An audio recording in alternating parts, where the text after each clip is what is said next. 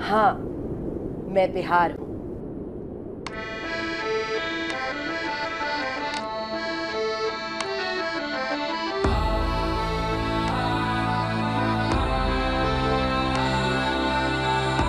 जनक की नगरी हूं, मां गंगा का श्रृंगार हूं, चाणक्य की नीति हूं, आर्यभट्ट का आविष्कार हूं, बुद्ध का अवतार हूं, गांधी के सिद्धांतों पर चला हूं। हाँ, मैं बिहार हूं।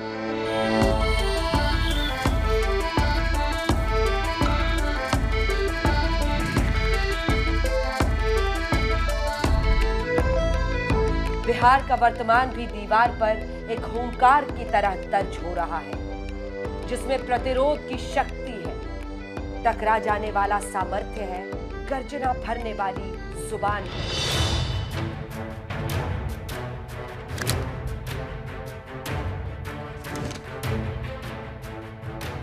ये बिहार सन 70 के जेपी के संपूर्ण क्रांति के नारे का मंथन भी है। संपूर्ण क्रांति का नारा है, भावी इतिहास हमारा है। लेकिन ये बिहार आज कहां पर खड़ा है? ये इस बात का भी मंथन है कि आखिर इस नारे से आज पहुंचते पहुंचते बिहार की राजनीति कहां पर पहुंची है। ये इस बात का भी प्रमाण है कि अगर बिहार की राजनीति में अमृत भी है तो हलाहल भी है।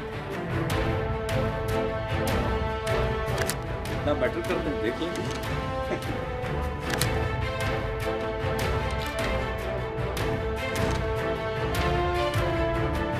नीतीश कुमार, लालू प्रसाद यादव, रामविलास पासवान से लेकर तेजस्वी यादव, चिराग पासवान, सम्राट चौधरी और प्रशांत किशोर के जनसुराज तक ये बिहार एक करवट ले रहा है।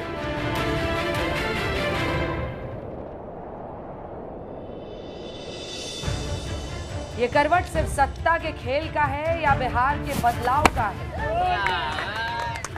ये वाली पीढ़ी किसको मानती है दमदार, ये जानने के लिए कि यहाँ पर पार्टी के कार्यकर्ताओं में और लोगों में कितना जोश है। सुशासन की रफ्तार बिहार में बहा। नीतीश बाबू के लिए काम करने में आप लोगों को थोड़ा सा मन में सोचता है कुछ? कोई बोलता है पलटू राम, तो हम उसका जो है प्रतिकार करते हैं कि ये पटकू राम है। आप जरा करेक्शन करके बोलिए। इसे समझने का चुनाव से बेहतर मौका कौन सा होगा? 2025 के बिहार विधानसभा चुनाव की आहट सुनाई पड़ चुकी है। वो आहट खुद में क्या समेटे है? आइए मिलते हैं बिहार में नेताओं की अगली पीढ़ी से। जिया हो बिहार के लाल। पहले बिजली नहीं आती थी बिहार में, बिहार की बात करें तो आज 22 घंटा 23 घंटा बिजली रहती है। सब बिहार के हैं, तो कितने लोगों को भरोसा होता है नीतीश बाबू और बीजेपी पर? हाथ उठाइए, कितने लोग हैं? लेकिन उनका उम्र हो चुका है तो अब युवा पीढ़ी को मौका मिलना चाहिए। हमारी पहली पसंद एनडीए। बिहार में सर बदलाव जरूरी है। अब किसी को लगातार सत्ता दीजिएगा तो फिर अपना मनमानी करने लगता है। इस बार तो बदलाव का माहौल है, क्योंकि ये सरकार अब थकी हुई है। देखिए, जितने बुद्धिजीवी लोग हैं, पढ़े लिखे लोग हैं और समझदार लोग हैं, वो एनडीए को ही वोट देंगे, चाहे किसी भी जाति के हों। किसका ज़्यादा आता है, सीट आता है, उस हिसाब से हो सकता है बीजेपी का इस बार पार्टी हो, बीजेपी का आदमी मुख्यमंत्री बने।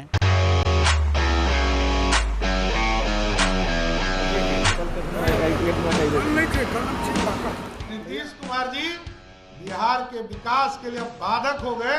अब 1 घंटा भी मुख्यमंत्री हैं तो बिहार के लिए हानिकारक है।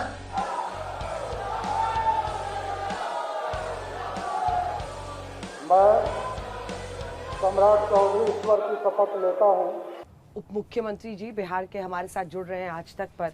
आप ही बताइएगा कि हो क्या रहा है। ये ऐसे मुख्यमंत्री हैं जो ठंडा के समय 60 दिन में पूरे बिहार को घूमते हैं और घूमकर यात्रा करके प्रगति यात्रा के माध्यम से 50,000 करोड़ की योजनाओं को स्वीकृत करने का भी काम।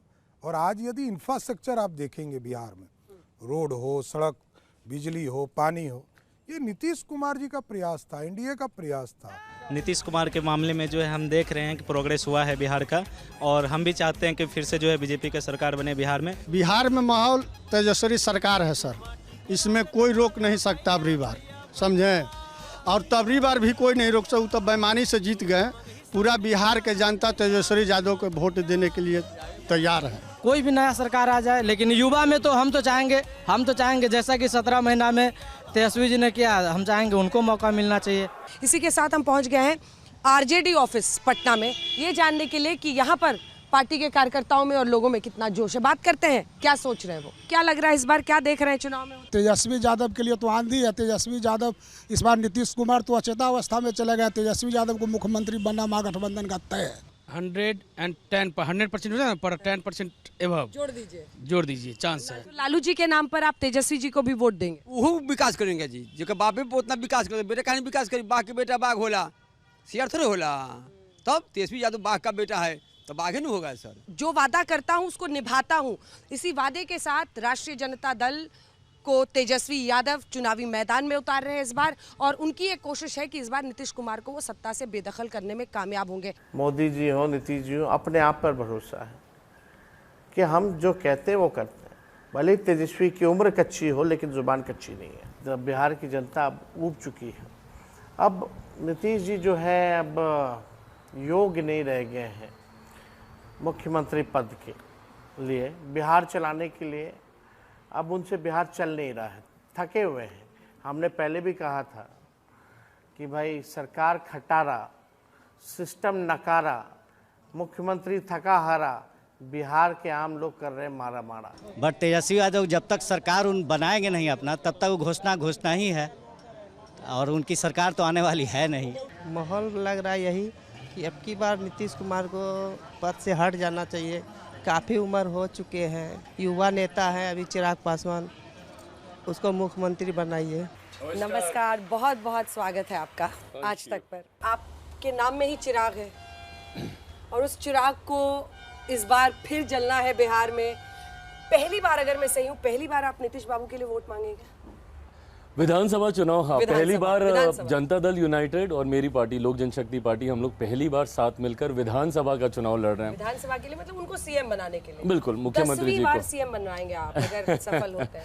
अगर नहीं, इस बात में तो पूरा विश्वास है कि एक बार फिर मौजूदा मुख्यमंत्री ही मुख्यमंत्री पद की शपथ लेंगे। युवा जो 18 साल का भी हुआ है, फर्स्ट टाइम वोटर है, 22 साल का है, 25 साल का है, उसकी बहुत सारे एस्पिरेशंस है, उसको आप क्या कहेंगे कि नीतीश बाबू में ऐसा क्या है कि वो उनके लिए वोट करें? फर्स्ट टाइम वोटर को ना, और कई बार जब हम लोग ये बातें कहते हैं ना तो लोग सवाल पूछते हैं कि भाई कब तक आप हम लोग को 90 के दशक में उलझा के रखिएगा। पर ये जानना जरूरी है ना, हिरोशिमा नागासाकी के ऊपर अगर वो बम गिरे थे, उन्होंने कितना पीछे ले गए। ऐसे में उस 90 के दशक ने हम लोगों को कितना पीछे ले गया, उस खाई को भरने का काम मौजूदा मुख्यमंत्री ने किया।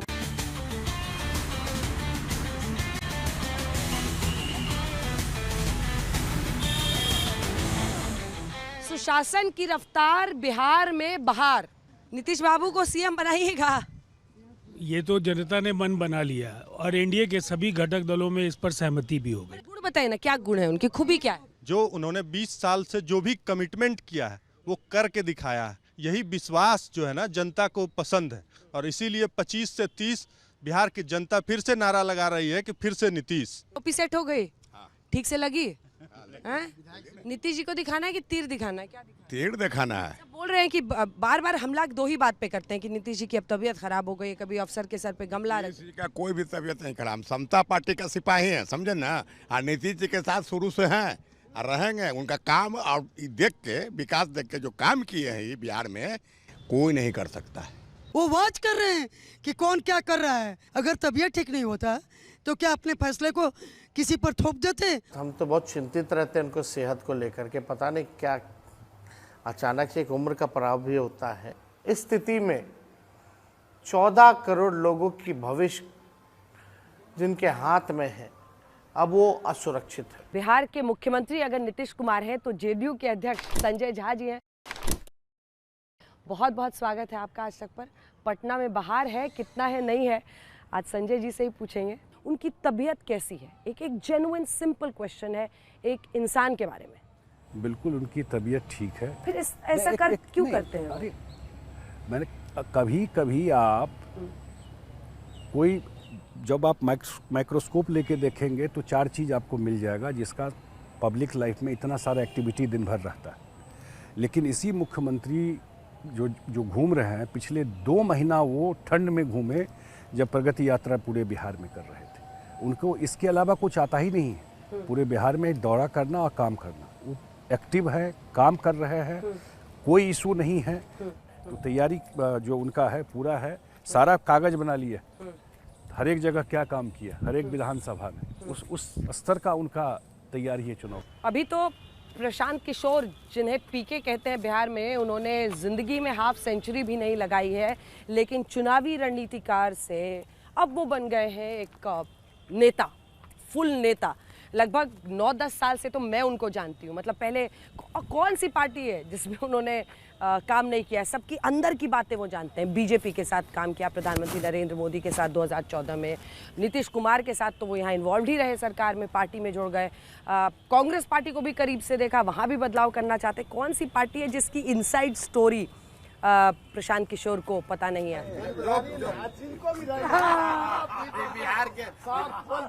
पीके पर क्यों भरोसा कर रहे हैं आप? क्या कर रहे हैं? कौन सी जादू की छड़ी है उनके पास? प्रशांत किशोर बोले जिसके अंदर जो काबिलियत है, आप आइए, आपके अंदर काबिलियत क्षमता है, आप आकर राजनीति कर सकते हैं। इसी का नाम तो जनसुराज है। इनमें मेरिट है, क्षमता है, ये कर सकते हैं। हमारे दल में कोई व्यक्ति नहीं तय करेगा। यहाँ कोई लालू जी या तेजस्वी जी या राहुल जी नहीं है। मुझे ऐसे लड़कों को तैयार करना है, ऐसे परिवार को, ऐसे लोगों को जोड़ना है जो इस बात में यकीन रखते हैं कि बिहार 10 साल में कैसे देश के अग्रणी राज्यों की श्रेणी में खड़ा हो। नंबर 1 नहीं बन सकते हैं, हम इतने बड़े बेवकूफ नहीं हैं। उस विचारधारा से जो सहमत हैं और लॉन्ग टर्म 2 साल, 4 साल, 5 साल, 10 साल अपने जीवन का इस क्षेत्र में लगाना चाहते हैं, मैं उनको जोड़ने आया हूँ।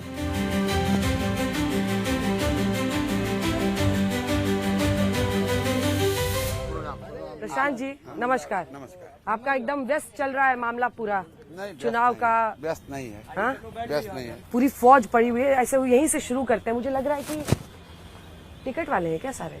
नहीं, ये तो एक मुझे लग रहा है कि हम लोग मुझे निकलना है। अभी एक मेरा कार्यक्रम है दुल्हिन बाजार में, मैं वहाँ अभी जाऊँगा, फिर उसके बाद वैशाली जाऊँगा। ये तो यहाँ पर जो पदाधिकारी लोग हैं, राष्ट्रीय अध्यक्ष हैं और उनकी बैठक चल रही है। गया की आज बैठक है, उसके लिए लोग जुटे। बीजेपी की कौन सी वो एक चीज है जिसको आपको लग रहा है कि आप इनसाइडर होने की वजह से जानते हैं और आज आप टैकल कर रहे हैं? इनसाइडर होने की वजह से तो नहीं, लेकिन जो मैं यहाँ पब्लिकली भी कह रहा हूँ कि बिहार में राजद जो है, वो उनके नेता भ्रष्ट हैं, उन पर भ्रष्टाचार का, अपहरण का, रंगदारी का आरोप है और करीब करीब ये बात जग जाहिर है।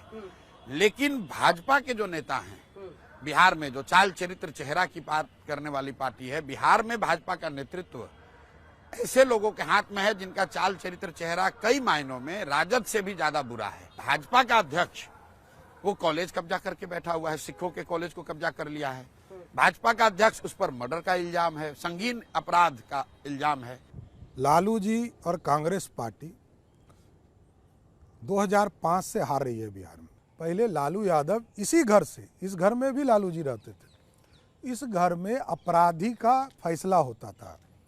इसी घर में बैठकर वो तय करते थे कि किसी का किडनैपिंग हुआ तो कितना पैसा देगा। वो अराजकता नहीं है बिहार में।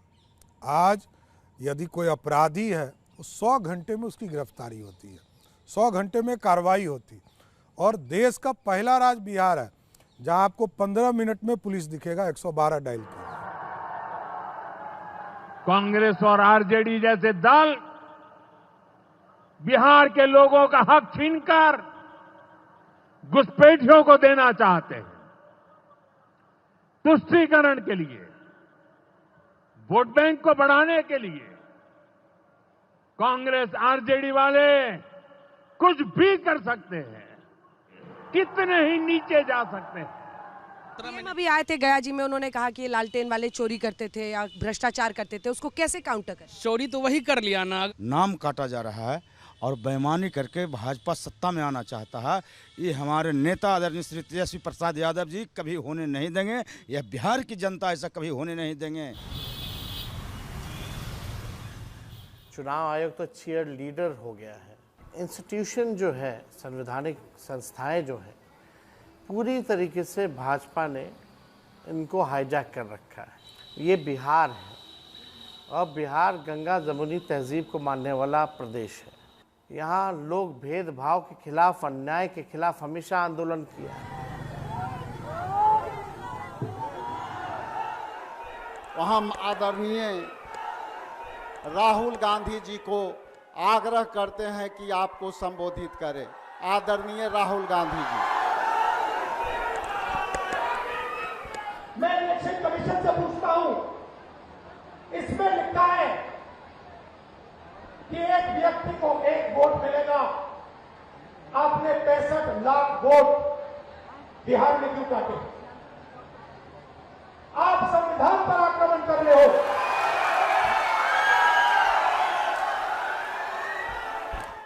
चुनाव आयोग अब चुनाव आयोग नहीं रह गया है, वो गोदी आयोग रह गया।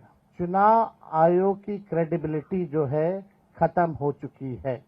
वोट चोरी कर रहे हैं आप लोग। एक वक्त वो भी याद है जब लोकसभा चुनाव के दौरान चौकीदार चोर है, जनता ने इनको जवाब दिया था। हो सकता है हमारी नीतियों से आप सहमत नहीं हो, आप उसका विरोध कीजिए ना, बट प्रभु हमारी नीतियों का विरोध कीजिए। ये तो चुनाव आयोग का है ना, इसमें सरकार का क्या लेना देना। ना हम 3 में ना 13 में। आपने शिकायत की, आप नहीं शिकायत करते तो संभवतः शायद चुनाव आयोग ये फैसला भी नहीं लेता। आप मुझे बताइए क्या मैं गलत बोल रहा हूँ कि लोकसभा चुनाव के बाद आप बार-बार, विपक्ष बार-बार गया था दरवाजा खटखटाने की भैया वोटर लिस्ट में धांधली हुई है। आपके पास काउंटर करने का तरीका क्या है? वो तो वोट चोरी सब जगह कह रहे हैं। अरे देखिए, जो चोर होता है वो यही हल्ला करता है।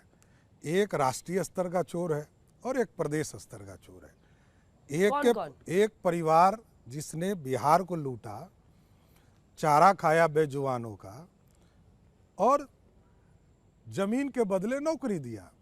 और राष्ट्रीय स्तर पर तो आप समझ ही रहे हैं, जिसने गांधी परिवार ने जिस तरह भारत को लूटा है 55 वर्ष तक, यदि इस देश गरीब है, ये देश गरीब है, तो गांधी परिवार दोषी। देखिए, चोरी करने की कोशिश बिहार में वोट की हो रही होगी, हो रही है, होगी। हाँ बिल्कुल होगी, हो रही है, चल रही होगी, हो रही है। इसलिए हो रही है SIR 20 वर्ष के बाद हो रहा है।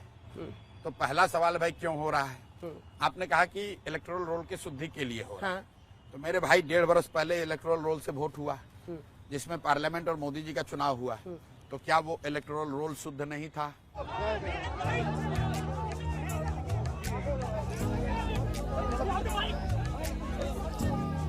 हमें मालूम है कि ये बिहार में चुनाव चोरी करने की कोशिश कर रहे हैं, इसीलिए हमने वोटर अधिकार यात्रा यहाँ शुरू की है।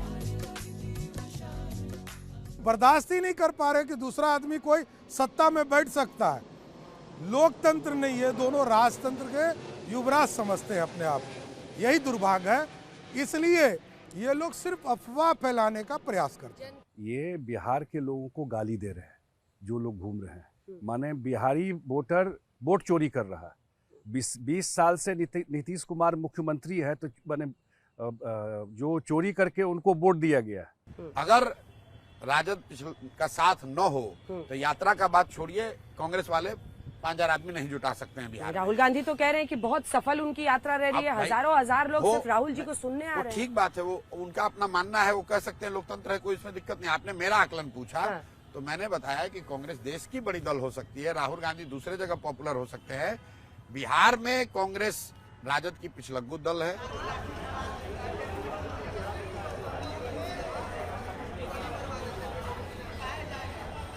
आपने जिनका नाम लिया तेजस्वी यादव, कहीं लिख के देंगे कि अगर उनको बहुमत आया तो पिछड़े जात के किसी भी व्यक्ति को चीफ मिनिस्टर बनाएंगे? नहीं, फिक्स है। आरजेडी का गठबंधन को अगर बहुमत मिला तो एक ही परिवार का आदमी चीफ मिनिस्टर बनेगा, और उस परिवार में भी पता नहीं खींचातान है, दोनों भाई भी बनना चाहते हैं, बहन भी बनना चाहती है। ऐसे में बिहार की जनता का कोई भला होने वाला है? ये पटना का बीजेपी दफ्तर ही है कि मीडिया विभाग भी यहाँ पर है, तो मीडिया विभाग में क्या क्या होता है जरा देखते हैं चलकर। तो नीतीश बाबू को सीएम बनाने के लिए बीजेपी के कार्यकर्ता डटे हुए। बिल्कुल, आज से नहीं, पिछले 2005 से हम लोगों ने सीएम नीतीश जी को ही बना करके रखा है। एकदम खुशी से काम कर रहे हैं माननीय मुख्यमंत्री नीतीश कुमार। एनडीए के खुशी बोल रहे हैं और हंसी नहीं रहे हैं, बोल रहे हैं एकदम खुशी से काम कर रहे हैं। हंस करके हम लोग बोल रहे हैं, हंस करके बोल रहे हैं। दिल बहुत दिल पलटने की ही चीज है। अगर दिल पलटे नहीं फिर दिल कैसा? दिल एक पर रह जाए तो फिर बेकार है, वो तो पत्थर हो जाएगा। फिर दिल को पलटने दीजिए, और इसीलिए वो मोटिवेट रहेगा। बीच में बार बार तेजस्वी जी कहते थे, पलटू पलटू कहते थे उनको, इस पर क्या बोले? वो पलटू राम कभी है ही नहीं, पटकू राम है। अब अपने सीएम को पटकू राम बोलिएगा। वो बोलता है पलटू राम, तो हम उसका जो है प्रतिकार करते हैं कि ये पटकू राम है। आप जरा करेक्शन करके बोलिए, ये पटकते हैं, वो बीजेपी हो चाहे मतलब कि आरजेडी हो। नीतीश कुमार जी का गुण अगर पूछ रहे, नीतीश कुमार जी जिस पार्टी के साथ अलायंस में रहे तो उन्होंने विकास को रफ्तार दिया है। अच्छा, मतलब इनका गुण है कि किसी के भी साथ रहे वो विकास के कार्यों को रुकने नहीं देते हैं। क्या अच्छाई क्या है? गुड गवर्नेंस जो है वो और परिवार, अपने परिवारवाद से भी सत्ता को दूर रखा, ये सबसे बड़ी बात। उनके बेटे आएंगे पॉलिटिक्स में? देखिए, ये मेरा व्यक्तिगत व्यू है। क्या व्यू है? ये कॉल अगर लेना होगा तो नीतीश जी को लेना होगा। हाँ। क्योंकि पार्टी उन्हीं का बनाया हुआ है। हाँ। तो आगे आना है नहीं आना, और आज तक उन्होंने कभी किसी को परिवार से 20 साल यहाँ रहे और उससे पहले केंद्र में भी मंत्री रहे।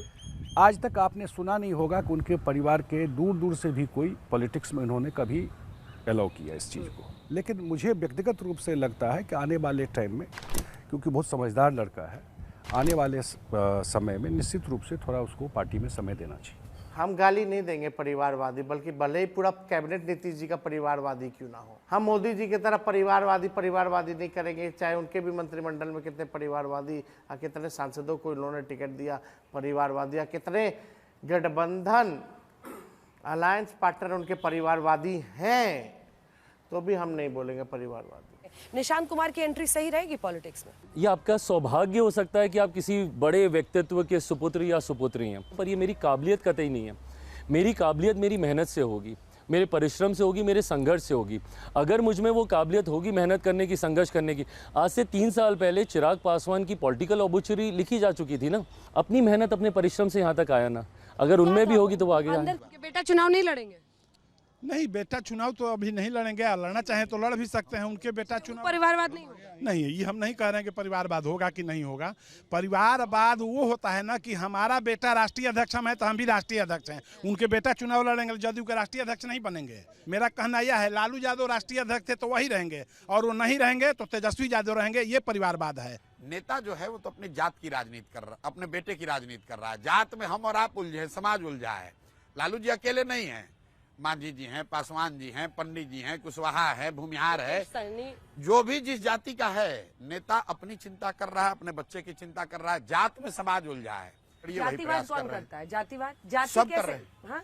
सारे नेता कर रहे हैं। समाज हमें तो पता चला, आप भी देख रहे हैं कहाँ पर कौन कितनी जाति के कितने % लोग हैं उम्मीदवार उस जाति का ही हमको सामने करा। आपको तो सारी पार्टियां यही करती हैं। आपको क्या पता चल रहा है ये तो आपको पता है। अगर लोग जातियों की राजनीति करते और अपने जात की भी चिंता की होती तो कम से कम बिहार में आधी जनसंख्या का तो कल्याण हो गया रहता। यादव समाज के सारे बच्चे पढ़ लिख गए होते, यादव समाज के गांव की स्थिति सुधर गई होती, वहां पर बढ़िया स्कूल और अस्पताल होता। अति पिछड़ा का जो एक समीकरण नीतीश बाबू लेकर आते हैं वो आपके लिए बहुत इंपॉर्टेंट है। देखिए, हमारे यहाँ बोल दीजिए यादव के बड़े नेता लोग हैं, नंद किशोर यादव, हमारे यहाँ नित्यानंद राय, राम सूरत राय, कई हैं बड़े चेहरे। अति पिछड़ा स्वाभाविक है, उसके लिए काम करते हैं। नीतीश जी पहली सरकार एनडीए बनी 2005 में, 2006 में कानून लाया। लालू जी का सत्ता रहा 15 साल, ना दलित को आरक्षण था ना अति पिछड़ा को आरक्षण। नीतीश जी आए सत्ता में, सुशील जी थे साथ में, 2006 में कानून बनाकर अति पिछड़ा समाज को आरक्षण दिया, नौकरी में आरक्षण दिया। तो क्यों नहीं वोट करेगा? ये समाज को मुख्य धारा में लाने वाली पार्टियां हैं, तो सबको संरक्षण देकर एनडीए के लोगों ने आगे बढ़ाया। बिहार की एक पार्टी, सबसे पुरानी पार्टियों में से एक राष्ट्रीय जनता दल, करती क्या है? मेडल की तरह सीने पे लेके चलती है एमवाई समीकरण को, जिसमें एम पूरी तरीके से सांप्रदायिक है, वाई पूरी तरीके से जातीयता को बढ़ावा देता है। यही तो है, उनके पास 18 + 14 32% पे तो वो स्टार्ट करते हैं। आपके पास थोड़ी मुस्लिम वोटर है। मैं बताता हूँ मैं कहाँ से स्टार्ट करता हूँ। मेरे एम में महिलाएं हैं जो कि देश की नहीं दुनिया की आधी आबादी हैं। मेरे वाई में युवा हैं जो कि हमारे देश की सबसे बड़ी आबादी है।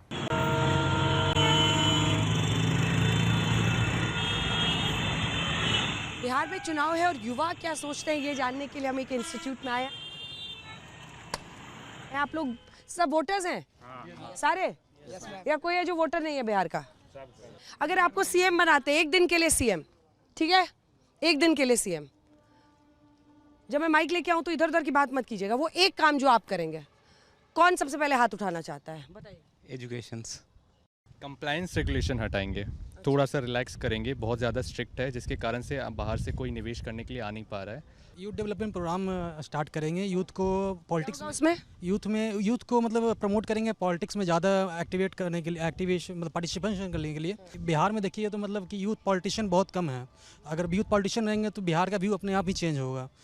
आपका यूथ का डेफिनेशन लगता है नेताओं वाले से अलग है, क्योंकि उनके लिए तो 40-50 में भी यूथ ही रहते हैं। नहीं मैम, 40-50 में यूथ नहीं होते, वो बूढ़े हो जाते हैं, उनका सोच बूढ़ा हो जाता है। मैम अगर मैं बनती हूँ, जितने भी स्टेट सर्विसेज हो रहे हैं या फिर जो भी एग्जामिनेशन में जो क्वेश्चन लीक हो रहे हैं, मैं सबसे पहले उसको रुकवाऊंगी। जो भी पेपर लीक, वाह, पेपर लीक सबसे बड़ी समस्या है बिहार में। आपको वो शीतलहरी के ठंड बीपीएससी के छात्र को गर्दनी बार में देखे होंगे, वो ये सरकार नीतीश कुमार के टैंक से मारते थे, पानी से, लाठी से, थल्ली से मारा जाता था। वही 17 महीना की सरकार में तेजस्वी यादव उप मुख्यमंत्री थे, 5 लाख सरकारी नौकरी दिए, एक भी पेपर लीक नहीं हुआ बिहार में। बिहार के सभी युवा, सभी छात्र नीतीश कुमार के 2025 में एग्जाम ले लेंगे। वो एग्जाम लाठी से ले रहे थे, हम लोग वोट के चोट दे के एग्जाम लेंगे। निश्चय रथ है आपका रोजगार, मतलब नीतीश सरकार। अब रोजगार का मुद्दा तो आरजेडी भी उठा रही है। तेजस्वी जी कहते हैं हम डेप्यूटी थे तो हमने नौकरियां दी। अब कोई भी स्टेट में आप भी जानती है, बक स्टॉप ऑन चीफ मिनिस्टर, मुख्यमंत्री ही कोई फैसला लेता है, फाइनल जो कोई तय होता है। और ये रोजगार नीतीश कुमार जी आज से नहीं दे रहे हैं, जब से सरकार बनी उस समय से रोजगार दे रहे हैं। नौकरी क्रिएट करने के लिए आपको इंडस्ट्री लगाना पड़ेगा, कोई इंडस्ट्री आप लगाया नहीं। नौकरी क्रिएट करने के लिए आपको आईटी का हब बनाना पड़ेगा। आप पूछ लीजिए बिहार की जनता से, माइक्रोसॉफ्ट का कोई ऑफिस है क्या पटना में? कोई फेसबुक का, गूगल का कोई ऑफिस है क्या बिहार में? चूंकि वैसा वातावरण ही बना के इन्होंने नहीं रखा है। जब मौका मिला सत्ता में आने का 17 महीने में, तो हमने 5 लाख लोगों को सरकारी नौकरी, 3.5 लाख नौकरी प्रक्रियाधीन हम लोगों ने कराया। वही लोगों के हाथों से नियुक्ति पत्र बंटवाया, जो समय हमारे चाचा कहते थे कहाँ से पैसा आएगा, इम्पॉसिबल है, अपने बाप के पास से लाएगा। आपको पता है देश में सबसे ज़्यादा पुलिस में महिलाएं बिहार में। अब ये कोई कहे कि हम इतना, अगर ये समझ था तो सरकार तो चलाया ही 15 साल इन्होंने, तो बताना चाहिए ना क्या रोजगार दिया, क्या रोड बनाए, क्या बिजली की स्थिति थी। कभी उस सरकार का चर्चा काम का नहीं करेंगे। इसमें जो नीतीश कुमार जी ने थोड़ा मौका दे दिया, जिसमें कुछ नहीं किए, अब वही वजह था टूटने का भी।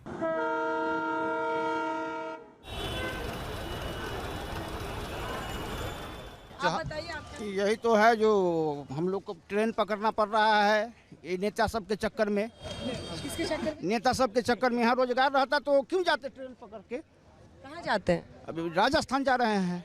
ओह, आप नौकरी वहीं करते हैं राजस्थान? हाँ, फैक्ट्री में नौकरी करते हैं। लोगों को लगता है पलायन सबसे बड़ी समस्या है बिहार की। इसीलिए हम लोग जनसुराज के साथ जुड़ना चाह रहे हैं, नया विचारधारा के साथ हम लोग उसमें। इसीलिए युवा कह रहे हैं जनसुराज की बात। जनसुराज आप बहुत बड़ी बड़ी बातें कर रहे हैं, वही बड़ी बात बात नहीं। हाँ। जो पलायन रोकने का जो हम लोगों ने प्लान दिया है, हम लोगों ने बताया अध्ययन करके कि बिहार से 50 लाख से ज्यादा लोग बाहर पलायन करते हैं, डिस्ट्रेस माइग्रेशन जिसको कहते हैं, मजबूरी में 10-12 हजार रुपए के लिए। साल भर के अंदर पहले हम पूंजी का पलायन रोकेंगे। जैसे ही पूंजी का पलायन आप रोकेंगे तो उससे बुद्धि का पलायन रुकेगा। जिस दिन आपने पूंजी और बुद्धि का पलायन रोक दिया, उस दिन यहाँ बिहार में श्रम का पलायन, लोगों का पलायन रुक जाएगा। यहाँ पर पढ़ने के बाद कितने लोग बिहार में रह के नौकरी ढूंढेंगे और कितने लोग दूसरे राज्य में जाएंगे? कितने लोग दूसरे राज्य में जाएंगे? 1 2 3 4 5 6 7 8 9 10 11 12 13 14 कितने लोग बिहार में रहना चाहते हैं? स्टार्टिंग यहीं से होगा ना, स्टार्टिंग यहीं से करेंगे अपने ही। गाड़ी यहाँ स्टार्ट होगी लेकिन पहुँचेगी कहीं और। ना मैम, पहले यहाँ पे सर्व होगा, उसके बाद कहीं और। इसलिए तो कहा था इंडस्ट्री चाहिए। Destination will be Bihar, but start कहीं और से अच्छे करना। अगर विकास विकास विकास पर पलायन पलायन पलायन भारी हो गया। एकदम पलायन। अच्छा चर्चा आपने किया। बिहार का 11% पलायन था, आज लगभग 2% पर है। आज बिहार में बेसिक एम्यूनिटीज, आप किसी गांव में चली जाइए, आपको यह स्वयं दिखेगा कि बिहार में बिजली गांव में 23 घंटे, बिहार के शहर में 24 घंटे, बिहार के गांव तक सड़क, बड़े गांव हैं तो 4 तरफ से सड़क। क्योंकि मेरा कारण ही राजनीति में आने का बिहार और बिहारी रहे। दिल्ली में पला बढ़ा, मुंबई में मैंने काम किया, मैंने देखा किस कठिन परिस्थिति में बिहारी दूसरे राज्य में रहने को मजबूर होते हैं, किस तरीके से उनके ऊपर अत्याचार होता है।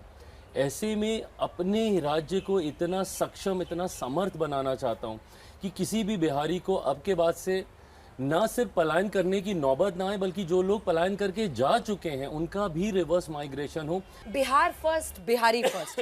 तो उसके लिए तो you should be at the helm of affairs ना, कि भाई चिराग पूरा स्टर कर रहे हैं बिहार को। मतलब अगर आपको वाकई काया पलट करनी है तो ऐसे थोड़ी होगा कि आप नीतीश जी को ही फिर अब 10 बार से तो 10th टाइम।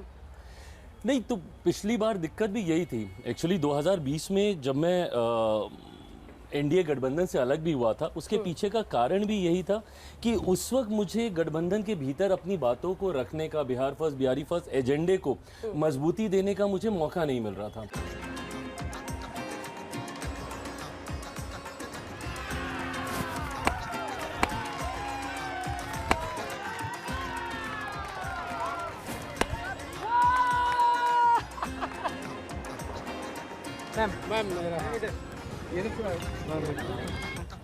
तुम दीजिए। अरे यार इसके साथ खींचो यार, किसका कोई तो फोटो खींचो।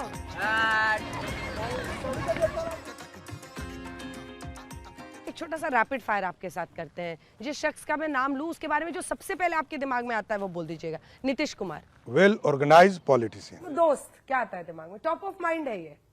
नहीं, दोस्त तो फिर मेरे सारे जितने मेरे व्यक्तिगत दोस्त हैं, बट अगर आप राजनीति में पूछेगा, बिहार की राजनीति में, तो प्रशांत जी मेरे मित्र हैं। पीके आपके दोस्त क्यों हैं? वो तो रोज गाली दे रहे हैं आपके एनडीए को। नहीं ठीक है, वो उनकी सोच है, मैं तो व्यक्तिगत बातें कर रहा हूँ। चिराग पासवान जी का बड़ा दोस्ताना चलता है। उनसे मैंने पूछा, अभी इंटरव्यू में ले रही थी कि आपको बिहार में कौन नेता अच्छा लगता है। उन्होंने कहा प्रशांत किशोर। ये तो पूरा बिहार कह रहा है, उसमें चिराग पासवान भी कह रहे हैं। ओहो। चिराग ब्लेटेंट तौर पर जाति की राजनीति नहीं करते हैं, वो भाजपा के साथ हैं, इसलिए मेरा उनसे विरोध है। प्रशांत किशोर। प्रशांत किशोर अब भी पहले डायरेक्टर थे, अब एक्टर बनने की तैयारी कर रहे हैं। घूम रहे हैं वो, मैं ये कह सकता हूँ, लेकिन अल्टीमेटली जब चुनाव होता है तो बाइपोलर होता है। हम लोग तो यही देखे हैं। हमको लगता है इस चुनाव में कोई फैक्टर होंगे या कोई उनका वो होगा, आई डोंट नो। पर आपका मुकाबला किससे देखिए? नीतीश कुमार। हाँ, एनडीए से सीधा मुकाबला NDA versus Tejashwi Yadav RJD तीसरे नंबर पे रहेंगे। तीसरे नंबर पे बिल्कुल क्लियर। आप सबसे ताकतवर है। लिख लो भाई, सबसे ताकतवर कौन कह रहा है? ताकतवर है फिर वही बात। पेपर पेन है क्या? लिखियो भाई, लिख के साइन करा लो यार। लाइक के साइन कर। पेपर आ गया, पेपर दीजिए। लिख दो भैया, अर्श पे या फर्श पे। जन सुराज। जेएसपी। चलिए पी लिख देते हैं। अर्श पर या फर्श पर, मतलब 10 के अंदर या फिर बहुमत की सरकार। और प्रशांत किशोर सीएम। नहीं, वो सब सीएम हम नहीं हैं। हाँ। लिख लीजिए, और ये भी लिख देते हैं 10 के नीचे या पूर्ण बहुमत। पूर्ण बहुमत। आरजेडी आप बता रहे थे। नहीं, आरजेडी आप बता रहे थे तीसरे नंबर की पार्टी। वो तो अपने आप हो जाएगी, उसके लिए। और दूसरा है? दूसरे नंबर पर लड़ाई एनडीए से है। एनडीए से है बिल्कुल। बीजेपी सबसे ऊपर रहेगी या जेडीयू? मतलब इन दोनों में कौन बड़ा बेटर रहेगा? उन दोनों में बीजेपी बड़ी रहेगी। बीजेपी पक्ष से एक नेता है जो आपको बहुत पसंद करते हैं और आप भी उनको बहुत पसंद करते हैं। आप ही ने बताया है, आपको पॉलिटिशियन के तौर पर पीके अच्छे लगते हैं। अच्छा, राइट। प्रशांत किशोर। हाँ, उनका एक संदेश है मेरे पास, ये संदेश उन्होंने भेजा है आपके लिए। Are you serious? कह रहे हैं कि जन सुराज को या तो अर्श पर या फर्श पर 10 के नीचे आएगा या पूर्ण बहुमत आएगा हस्ताक्षर के साथ। ऐसा होगा क्या? होता क्या है ना कि जब चुनाव समीप आते हैं, भले आपको कितना जन समर्थन मिल रहा हो, सभाओं में कितनी आपकी भीड़ इकट्ठी क्यों ना हो रही हो, क्योंकि मेरा अनुभव इसलिए क्योंकि 2020 में मैं कहीं ना कहीं इस भूमिका में था। मैं अकेले में चुनाव लड़ रहा था और मेरी भी सभाओं में उस वक्त के भी आप दृश्य निकाल के देखिए, बड़ी सभा, बड़ी भीड़ आ रही थी और बड़ी सभाएं मेरी हो रही थी। पर जब परिणाम आए तो वो मात्र 1 सीट मैं जीत पाया। बिहारी आज की तारीख में राजनीतिक दृष्टि से इतना जागरूक है कि वो अपने मत को बर्बाद नहीं होने देता है।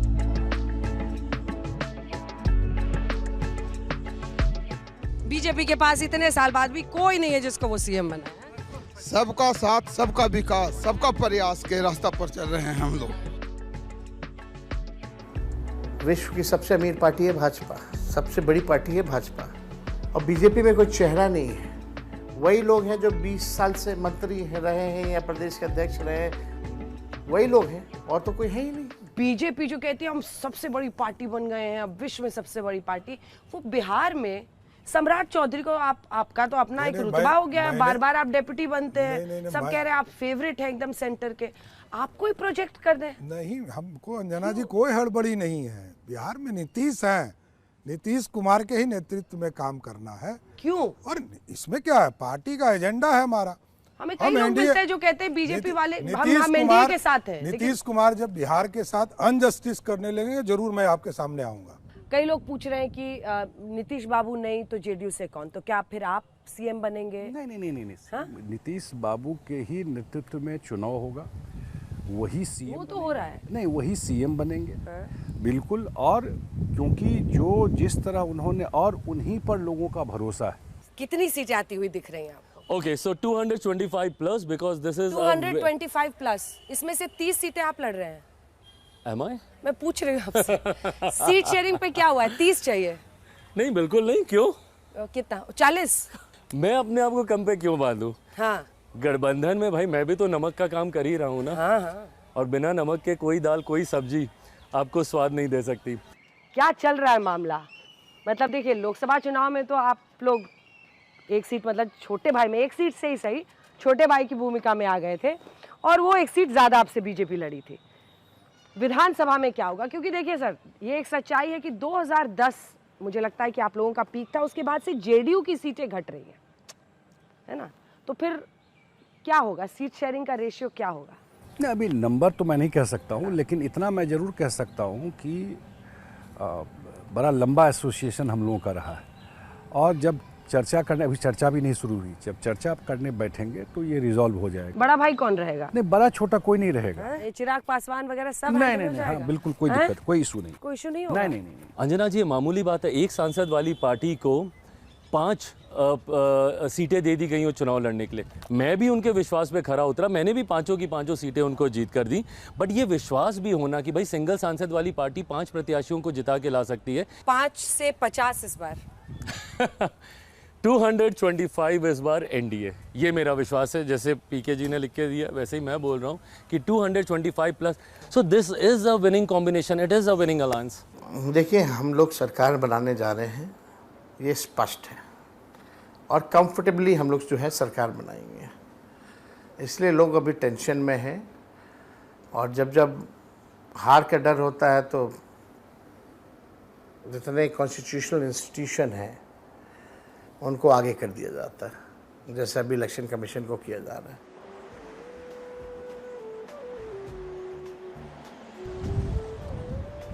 अपने बिहार में वापस आकर चुनावी कवरेज करके 2-3 दिन गुजार के तमाम राजनीतिक पार्टियों के दफ्तर में पहुंचकर जनता के बीच अलग अलग जगहों पर जाकर इसी के साथ साथ नेताओं के इंटरव्यू करके अब मैं पहुंची हूं गंगा जी के पास। और कहते हैं कि हर कोई एक मनोकामना लेके गंगा जी के पास आता है।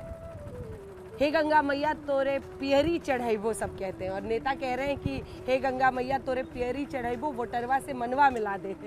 लेकिन एक ट्विस्ट है, मैंने क्या देखा, बिहार के चुनाव को मैं कई दशकों से अब कवर कर रही हूँ। इस बार चुनाव में नेताओं में एक डेस्परेशन है, बहुत ज़्यादा, वो मतलब एक घबराहट भी है, एक डेस्परेशन भी है, बड़ी बड़ी बातें कर रहे हैं। लोकतंत्र में होना भी चाहिए, ये चुनावी समर सबसे बड़ा समर होता है, लेकिन एक डेस्परेशन है, और उसकी वजह शायद ये है कि इस बार मेक और ब्रेक वाला, डू और डाई वाली पॉलिटिक्स है, क्योंकि ये डिफाइनिंग मोमेंट बनने वाला है बिहार में। और बिहार की राजनीति से जो होता है उसका तिया पाचा आसपास के पूरे देश के पॉलिटिक्स पर होता है। अब देखिए, ये सिर्फ एक मोदी और नीतीश वर्सेस तेजस्वी और राहुल गांधी की लड़ाई नहीं है। इस बार सिर्फ जो राजनीति के धुरंधर हैं उनकी लड़ाई नहीं है। इस बार सिर्फ जो पॉलिटिक्स के खिलाड़ी हैं उनकी लड़ाई नहीं है। इस बार जो हमेशा चुनावी और जातीय समीकरण बनते हैं ना, उसकी लड़ाई नहीं है। इस बार जो छोटी छोटी पार्टियां तुरुप का इक्का बन जाती हैं और सबसे बड़ा फैक्टर बन जाती हैं, उनकी भी लड़ाई नहीं है।